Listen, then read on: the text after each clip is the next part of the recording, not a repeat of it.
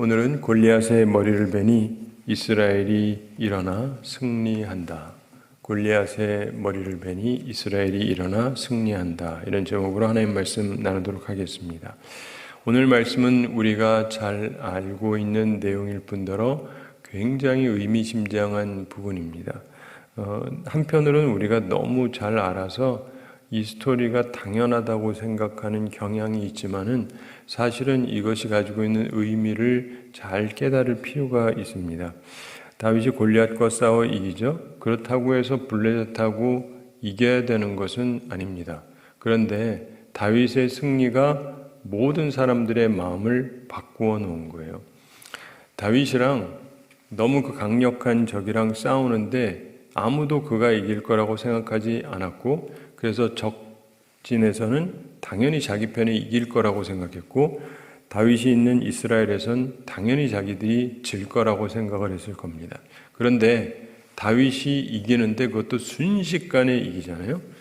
제가 언젠가 그 다윗과 골리앗의 싸우는 장면을 기독교 영화에서 만들어서 하는 걸 보면서 뭐 저렇게 감독이 저렇게 만들었나 했는데, 성경을 정 모르는 것 같아요. 자기 딴에 멋있게 만드느라고 씩 했는데 빗나가고, 씩 했는데 또 빗나가고, 뭐 이러다가 맞추는 이런 식으로 자기 상상인데 성경은 결코 그렇게 말하고 있지 않습니다. 그리고 막 이렇게 보다가 그러고, 그게 아니라 그냥 달려가면서 한 방에 끝을 낸 거예요.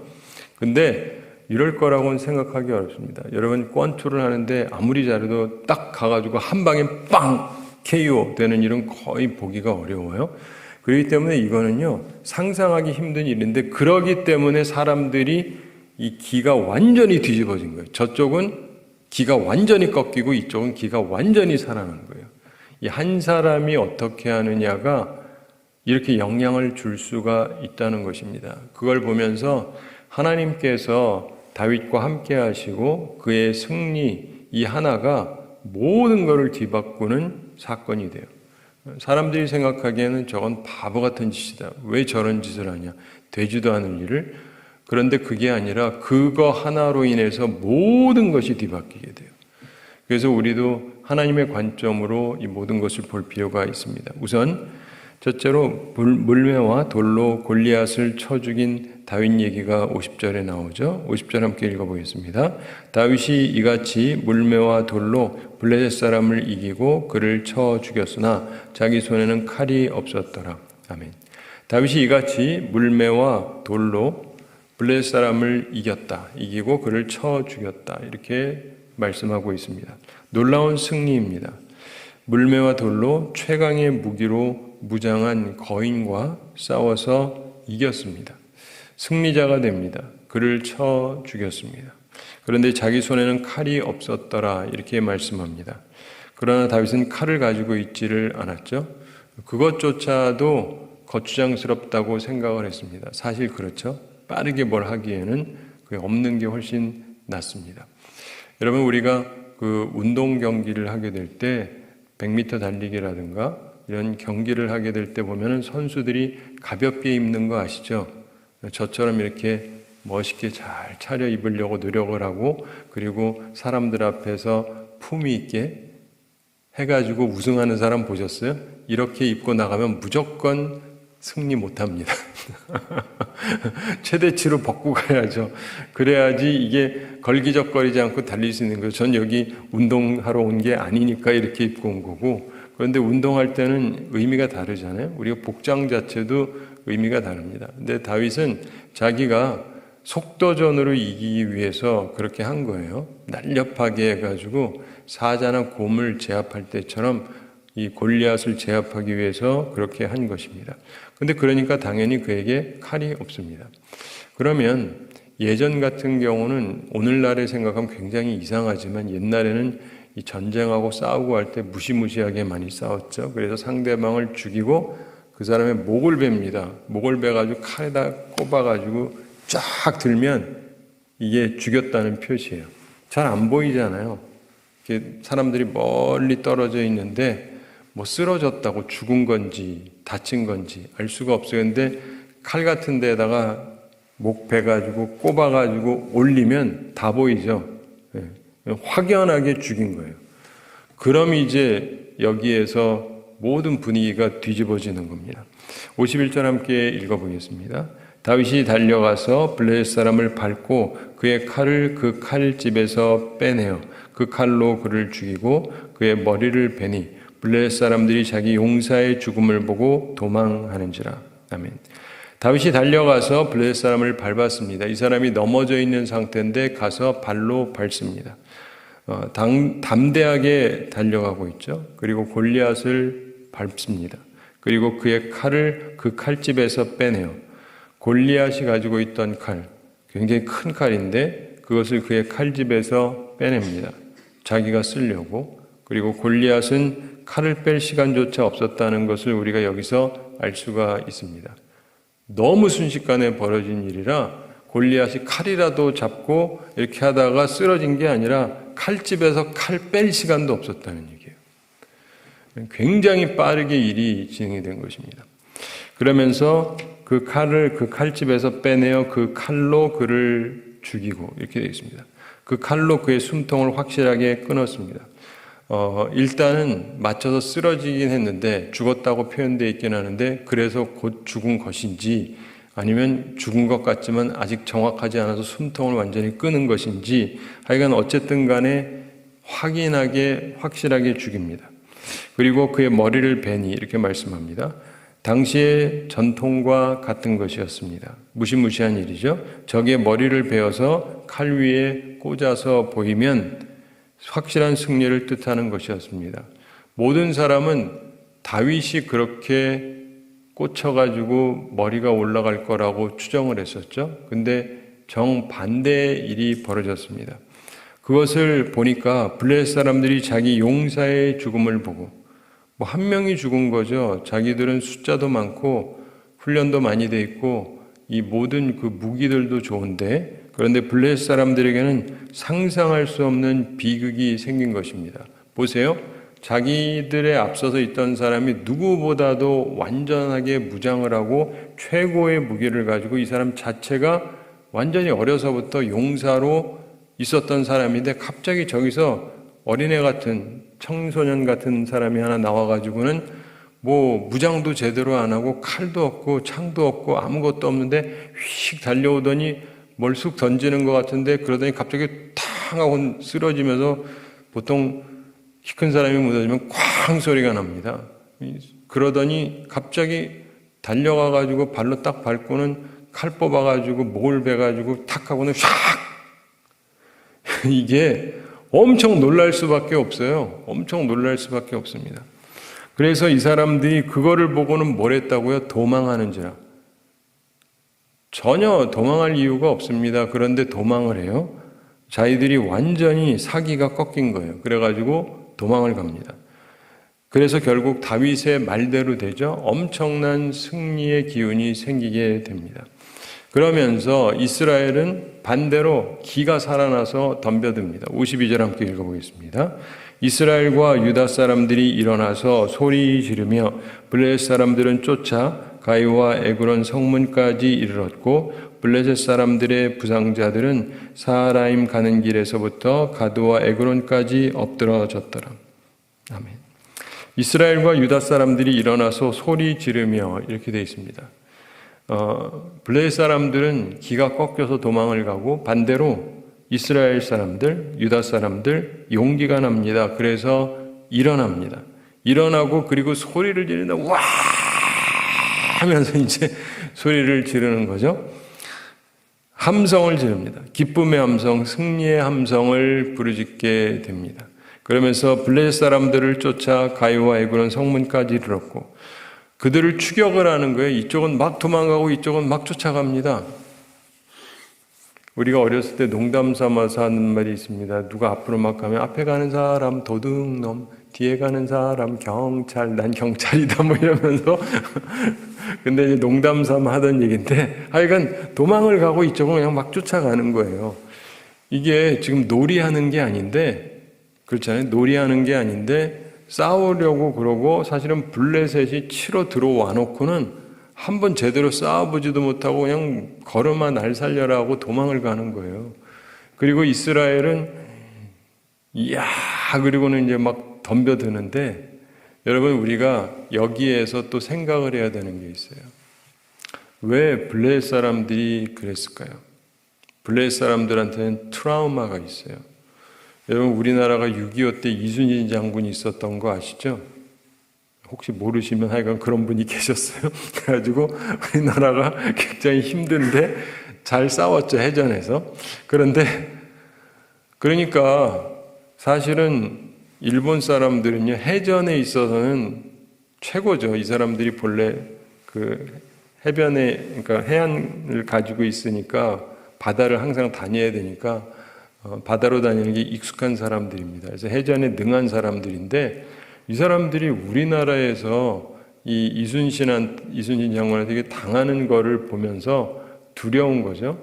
이분이 나중에 자기가 죽는 걸 알리지 말라 그러잖아요. 이순신이 살아있느냐와 죽었느냐가 느낌이 다른 거예요. 죽었다 그럼 싸워볼 만한데 아직 살아있으면 싸우면 안 돼. 저 사람이 살아있으면. 그만큼 위협적인 존재였다는 거죠. 그런데 우리가 사사기를 보면 마지막에 이스라엘 사사 중에서 막 사자 찢어 죽이고 막 그러던 사람 기억나시죠? 삼손이라는. 이 삼손이라는 사람이 얼마나 대단한 사람이었냐면, 한 번은 자기들이 삼손을 잡으러 왔습니다. 그래가지고 그 사람들이 1000명이 왔어요. 1000명. 1000명이 잡으러 왔는데 삼손이 그들 앞에서 싸워요. 혼자서 1대 1000, 일당 100도 많은데 일당 1000. 그러면서 나귀의 턱뼈, 죽은 나귀 턱뼈 하나 가지고 쳐대는데, 야, 여러분 생각해 보세요. 내가 1000명 때린다고 생각해 봐도 피곤해요. 죽이는 게 아니고 때린다고만 생각해요. 1000명을. 보통 일이 아니죠? 근데 이게 죽을 만큼 쳐야 돼요. 그러면 1000명을 죽을 만큼 치려면 이게 보통 일이 아니죠. 이 사람의 괴력이 대단한 사람입니다. 그래가지고 1000명이 다 죽어요. 그래서 이 사람들이 겁이 나서 그 다음에 들어오지를 못합니다. 블레셋 사람들이 삼손이 도대체 어디에서 그런 힘이 났는지, 하나님이 주인 힘이죠. 그래가지고 그 사람 하나 때문에 못 들어오는 거예요. 겁이 나가지고. 그리고는 그 다음에 나중에 들릴라라는 여인을 꼬셔가지고 좀 방법을 찾아봐라. 그래가지고 방도를 찾아가지고 그 사람의 머리카락을 자르고, 그리고 그 다음에 이 사람 힘이 빠진 걸 보고는 눈을 빼가지고 잡고 있습니다. 왜 눈을 뺐을까요? 그래도 혹시 보이면은 또 나중에 힘이 생길까봐. 근데 그러고 나서는 나중에 머리가 다시 자라기 시작하는데, 자기들이 축제하는 데 와서 좀 이 사람 보자, 우리가 좀 갖고 놀자, 그리고 오게 했는데 이 사람이 일부러 그 앞에서 합니다. 좋으라고. 그리고는 이 기둥이 있는데 나를 좀 데려가 달라. 그리고는 거기에서 이 사람이 얼마나 괴력이면, 우리 교회 빌딩 이 기둥 같은 거 여러분 중에서 부술 수 있는 분 있으세요? 움직이지도 않아요. 해보세요. 저도 겁이 안 납니다. 해보세요. 겁도 안 나. 근데 이 사람이 얼마나 힘이 센지 이걸 해가지고 무너뜨려 버린 거예요. 중심적인 축을. 그래가지고 이게 무너지면서 수많은 사람이 또 죽잖아요.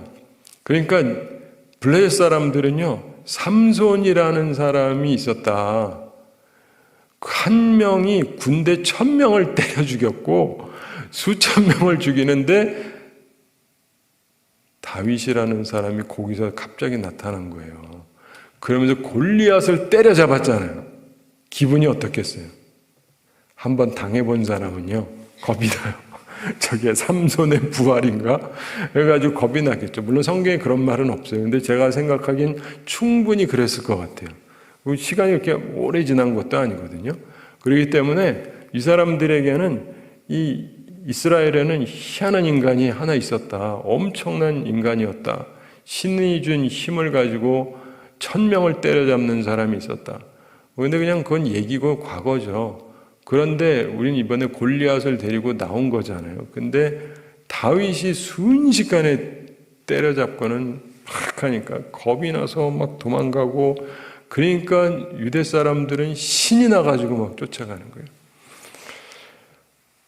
그러면서 블레셋 사람들을 쫓아 가이와 에그론 성문까지 이르렀고 이렇게 되어 있습니다. 그들을 추격을 합니다. 계속 도망가고 이쪽은 계속 추격을 하고 가이는 가드를 뜻하는 듯하다고 많이들 생각을 해요. 그 다음에 보면 가드와 에그론까지 이런 말이 나오는 걸 보면 그러면서 에그론은 블레셋 5대 도시 중에 하나죠. 그 에그론 성문까지 쫓아갔습니다. 성문에 들어가서 문 닫아버리면 그 다음엔 싸우기 어려우니까 치고 들어가기는 어렵죠. 그러니까 거기까지 그냥 계속 쫓아가고 이 사람들은 도망을 가고 그랬습니다.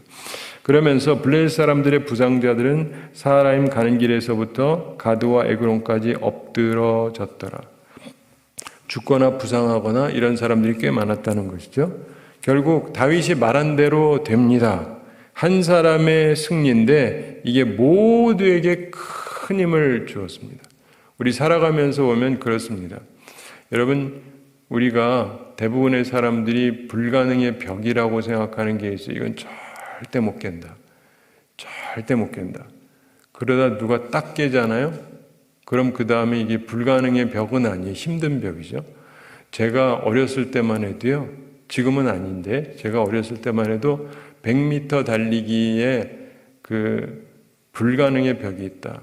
10초 안으로는 절대로 못 깬다고 그랬어요. 항상 기억나시는지 모르겠지만 나이 드신 분들은 사람은 절대로 10초 안으로 달릴 수도 9초 9 뭐 이런 식으로 절대 못 다닌다. 세계적으로 그래 본 사람이 한 명도 없었고 그래서 하여간 10초 몇이냐가 관건이지 9초 때는 달릴 수가 없다. 이랬어요. 그런데 누가 깼거든요. 요즘에는요. 9초대를 못 깨면은요, 그 올림픽에서 메달 딸 생각을 말아야 돼요. 처음에는 다 불가능하다고 생각했는데 누군가가 깨니까 그 다음엔 이게 그냥 어려운 벽이 되는 거예요.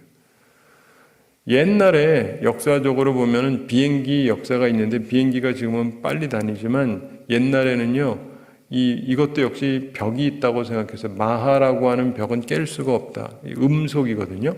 음속이 일주에 340m인데 착각하는 사이에 340m를 가는 건데 비행기가 꽤 빠르긴 하지만은 그 이상은 절대 못 간다 그랬어요. 이것은 인간의 한계다 그랬는데 실제로 속도가 점점 빨라지잖아요. 그러면은요 소리가 굉장히 커져요.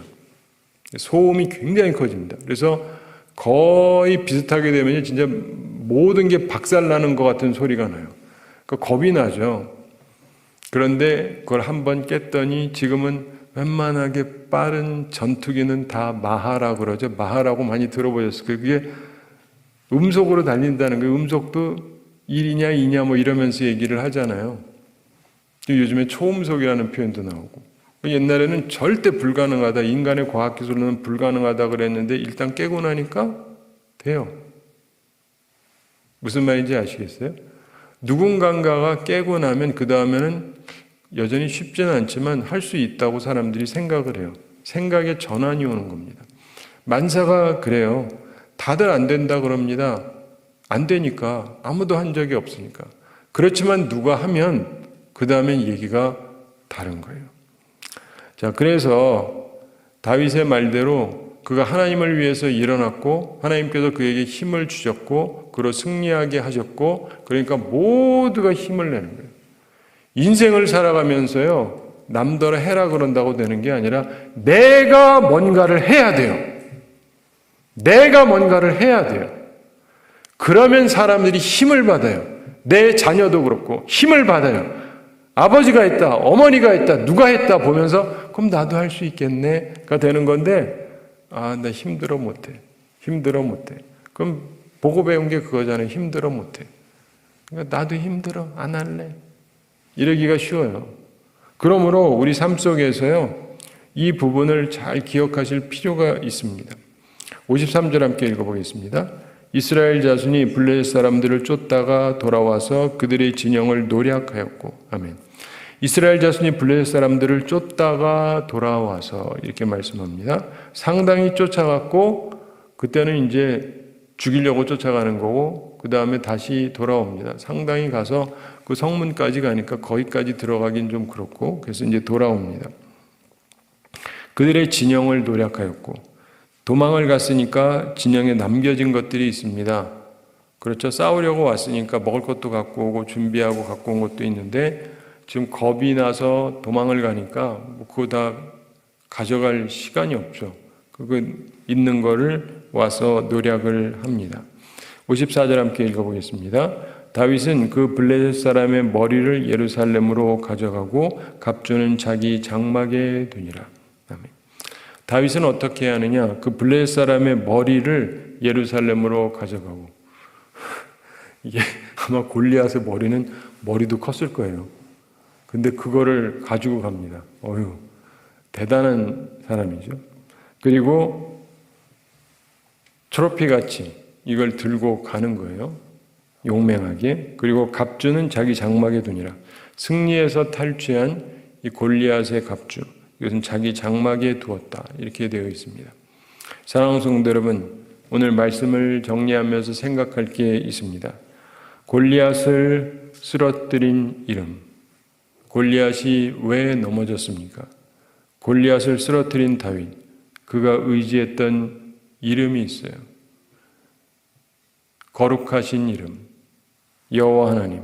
바로 하나님의 이름이 골리앗을 넘어지게 했습니다.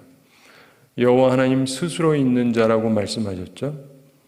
스스로 계시는 그분께서 바로 이 골리앗을 쓰러뜨릴 수 있는 힘을 다윗에게 주셨던 것입니다. 사실 그는 그날 갑자기 힘이 생겼다기보다 그 전부터 삶 속에서 훈련이 됐었죠. 이 부분도 잘 들으세요. 잘 들으세요. 이 인생에서요, 어려움도 겪고 그거를 극복하면서 하는 사람들이 언젠가 특공대같이 큰일을 하는 거예요. 아무것도 안 하다가 갑자기 하는 게 아니고 대부분의 사람들이요, 그 전에 뭔가를 하고 있어요. 똑같은 일은 아니지만. 다윗도 그랬습니다. 그가 있는 자리에서 최선을 다해서 목양을 했죠.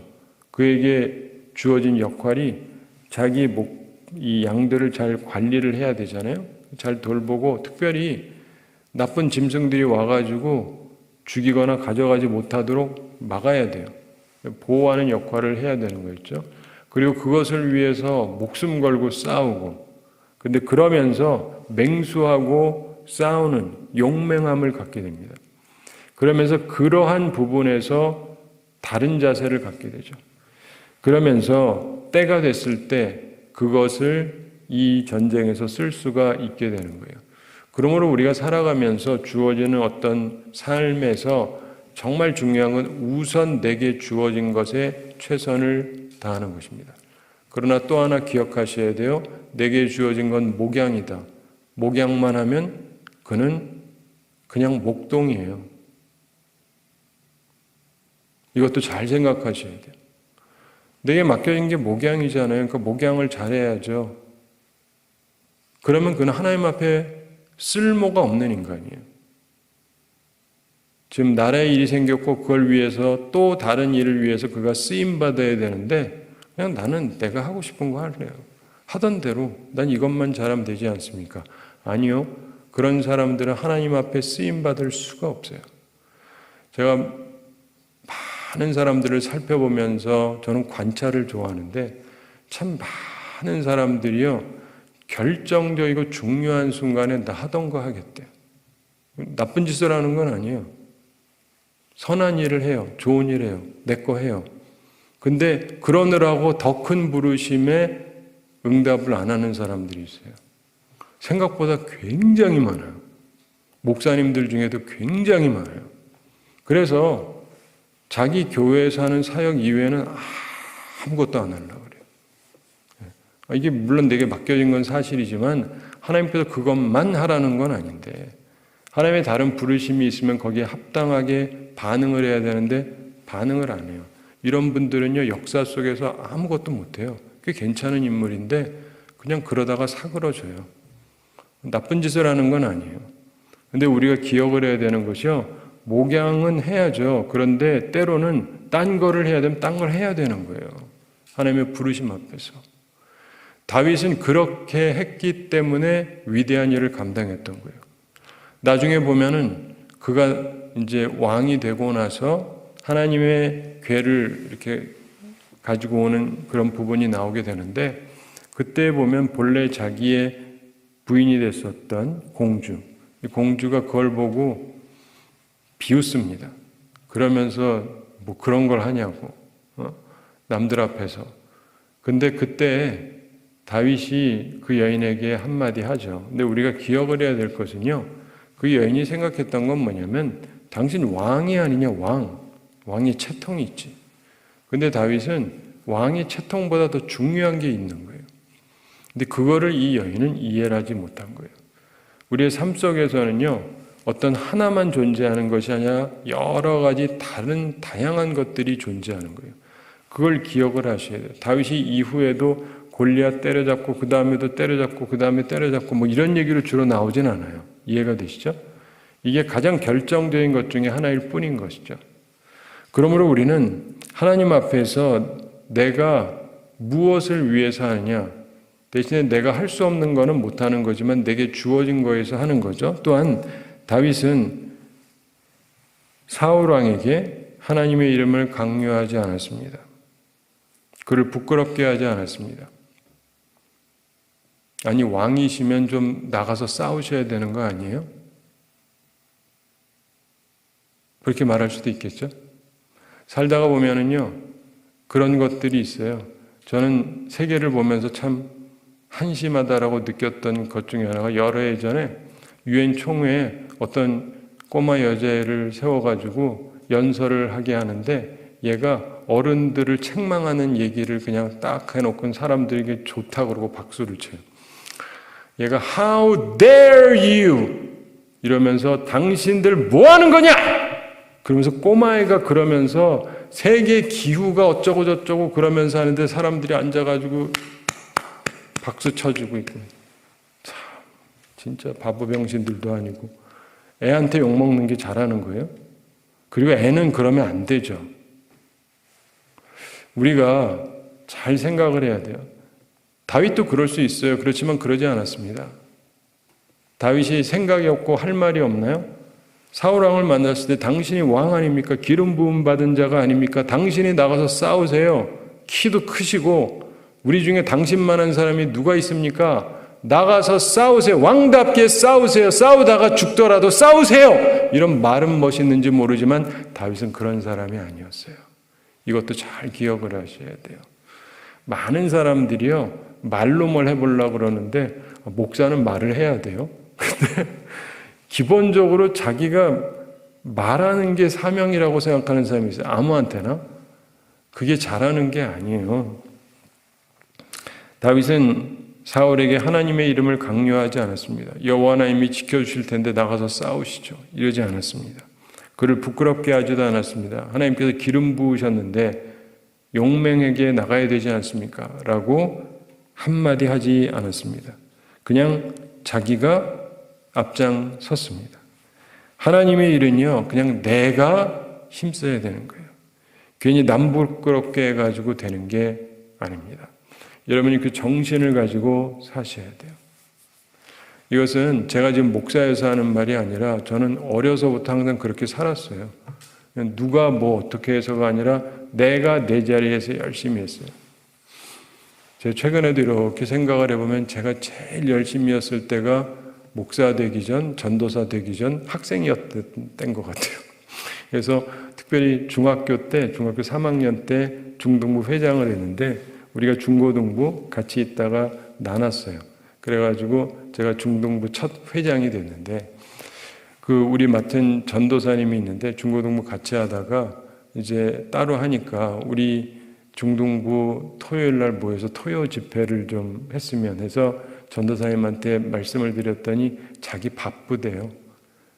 저희 오셔가지고 30분만 해주시면 안 돼요? 안 된대. 자기 시간 없대요.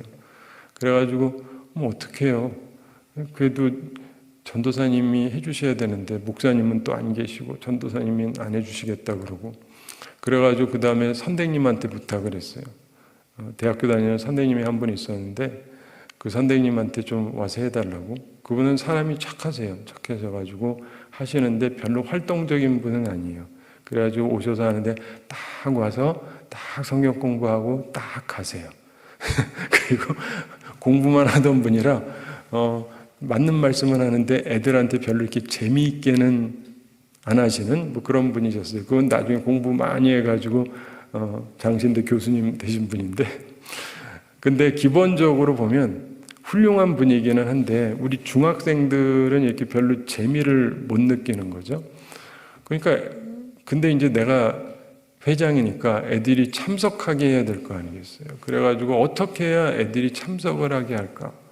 아니, 기왕이면 전도사님이 와주셔야 되는데 전도사님도 안 와서 꽝 대신 닭처럼 그래도 이제 선생님이라도 오시라고 했는데 선생님도 이렇게 별로 재미있게는 안 해주시고 이거 어떻게 애들을 오게 할 것이냐 해가지고 제가 진짜 머리를 짜내가지고 얼마나 하루 종일 매일 생각을 하면서 방도를 찾아냈어요. 2부 순서, 3부 순서 해가지고 막 중학생인데 교회에서 주는 건 하나도 없어요. 보조는 하나도 없고. 근데 이제 그러니까 돈도 없고 그래도 애들을 어떻게 해야 할 수 있느냐 해가지고 노는 거를 개발해가지고 뭐 이것저것 하고 막 그랬는데 그랬더니 또 애들이 그래요. 유치하다는 둥. 근데 유치해도 안 하는 것보다 하는 게 나아요.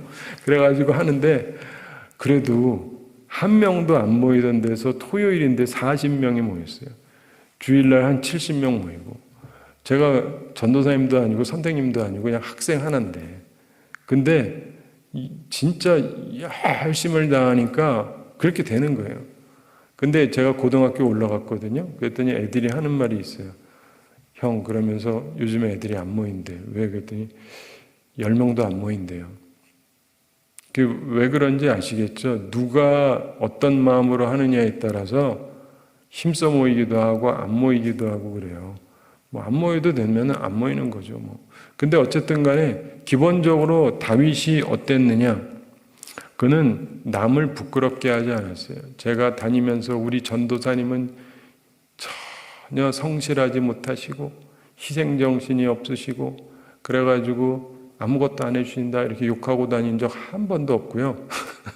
그냥 내가 할 바 찾아서 하는 거예요. 선생님도 내가 이제 그 중에서 해주실 분 물어봐가지고 하고 그러면서 계속 내가 할 수 있는 바를 한 거예요. 그 밖에도 많은 것들이 그렇습니다. 저는 운전을 배웠는데 왜 그러냐면은 교회 운전하느라고 배웠어요. 그래가지고 대학교 1학년 때 운전면허 따고 2학년 때 일종을 따고 그래서 3학년 때 미국 가서 운전을 했어요. 교회 밴 있잖아요. 교회 밴. 그거를 교인들 이렇게 모시고 오느라고 돈 받고 한 게 아니라 그냥 한 거예요. 매주 했어요. 요즘 대학생들은 다 하죠. 무슨 말인지 아세요? 저는 불평불만이 없이 그냥 내가 할 수 있는 데서는 최선을 다했어요. 모든 부분에서. 그러니까 사람들이 꽉꽉 차서 와요. 이것도 누가 운전하느냐에 따라서 사람들이 잘 타기도 하고 안 타기도 해요. 왜냐하면 좀 불친절하게 하면 사람들이 안 타거든요. 인사도 잘하고 잘 해드려야죠. 그러니까 꽉 차가지고 올 수 있도록 항상 했는데 우리가 인생을 살면서 보면은요, 이런저런 얘기 자꾸 할 필요 없어요. 내가 할 수 있는 데서 내가 할 바를 하면 돼요.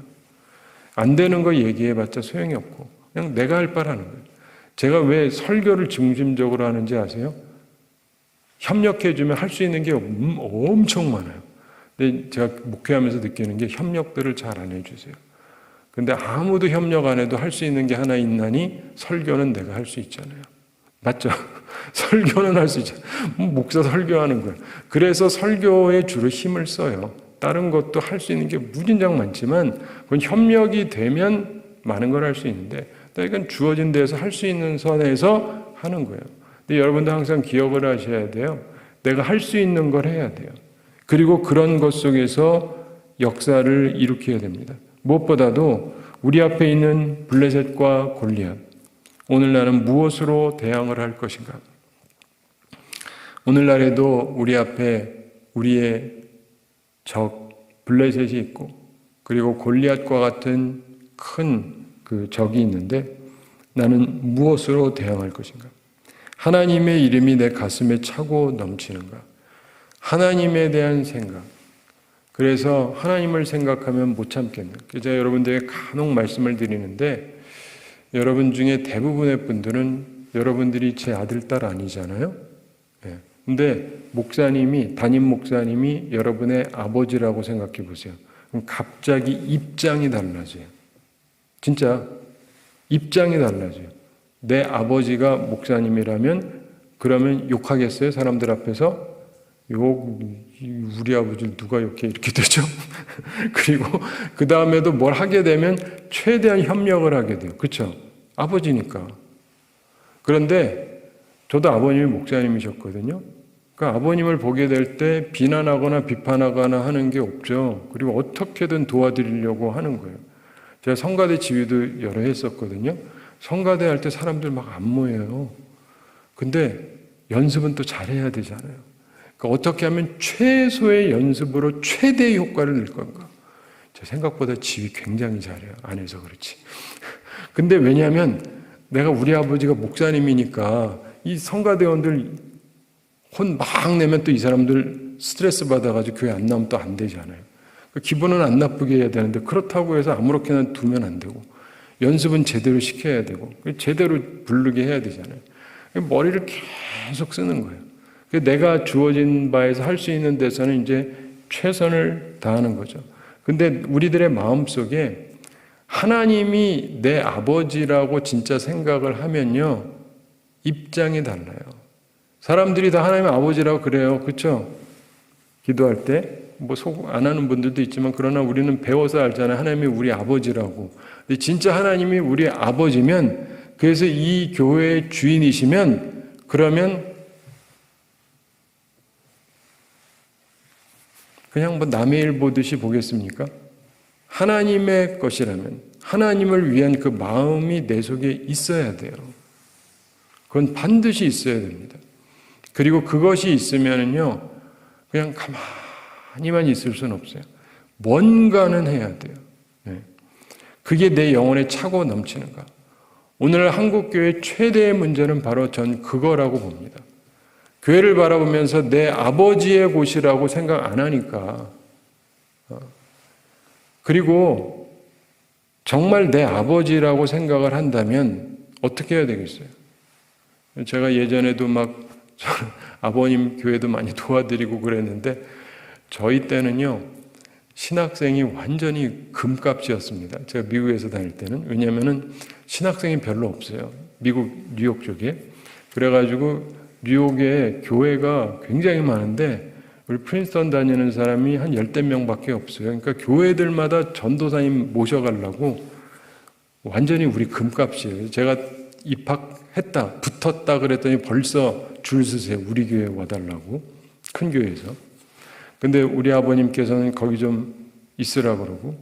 근데 제가 아버님 교회에서 있었거든요. 왜 있었겠어요? 아버지 교회니까 있지. 돈도 한 푼도 안 줘요. 근데 왜 있어요? 아버지 교회니까 있죠.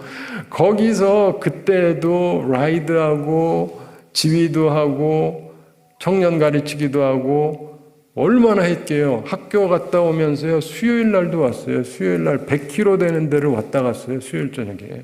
내가 하는 것도 없어요. 그냥 예배 드리러. 그리고 오고 수요일 날 청소하고. 하라 그런 게 아니라 내가 청소하고.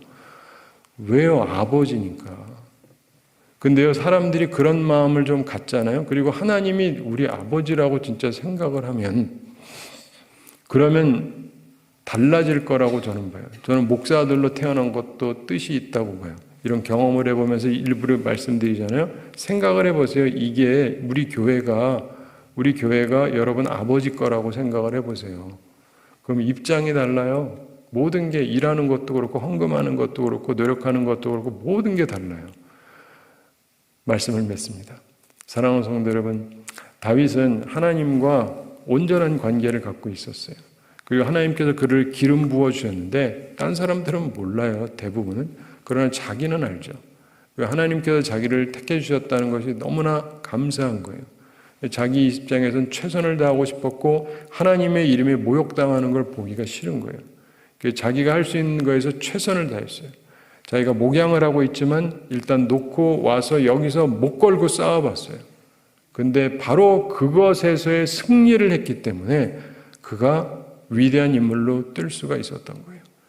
사랑하는 성도 여러분, 하나님의 부르심과 내 삶에 있는 것들을 잘 구별해서 내가 오늘 무엇을 해야 되는지 정확히 이해하고 그래서 하나님께서 기뻐하시는 일을 감당하고 그래서 하나님과 함께 큰 역사를 이룩하고 많은 사람들에게 좋은 영향력을 끼치면서 복되게 살아가는 우리 모두가 되기를 바랍니다.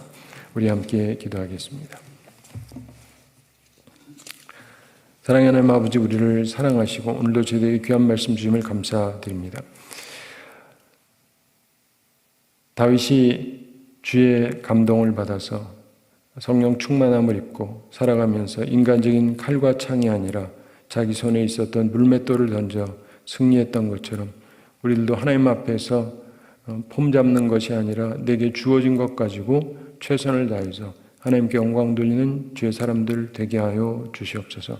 주님께서 우리를 부르신 부르심에 합당하게 살아가게 해주시고 오늘 우리에게 주어진 역할 감당함으로 더 큰 일을 위해서 하나님 앞에 쓰임받는 주의 사람들 다 되게 하여 주시옵소서.